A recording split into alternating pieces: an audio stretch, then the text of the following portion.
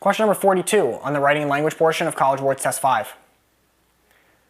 Nonprofit enterprises such as the Organized Crime and Corruption Reporting Project. Okay, I like that because we're talking about nonprofit enterprise, which is the subject of the sentence, and such as, and now we're going to list them. We don't need any weird punctuation, so I like A.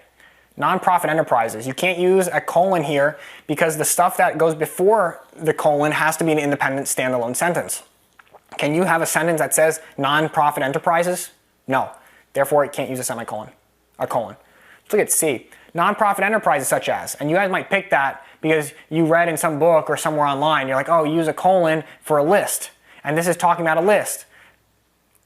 Organized crime, corruption, or maybe like an example in that case, a list or an example of what we're talking about. The problem is though, you can't just break up a sentence, or you can't break up the structure of a sentence that when you're going to talk about a list, or you're going to talk about a definition, or you're going to talk about one thing that you want to discuss and highlight.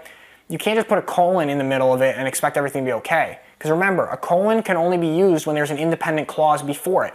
Can you have a standalone sentence that reads nonprofit enterprises such as, period?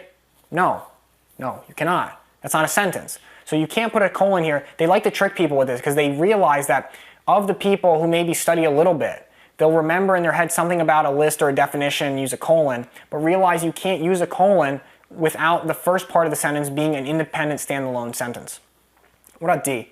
Nonprofit enterprises, comma, such as. No, we just want to have the idea flow. Nonprofit enterprises such as the Organized Crime Reporting Project, no punctuation needed. We're just saying a thought. The answer number 42 is going to be A.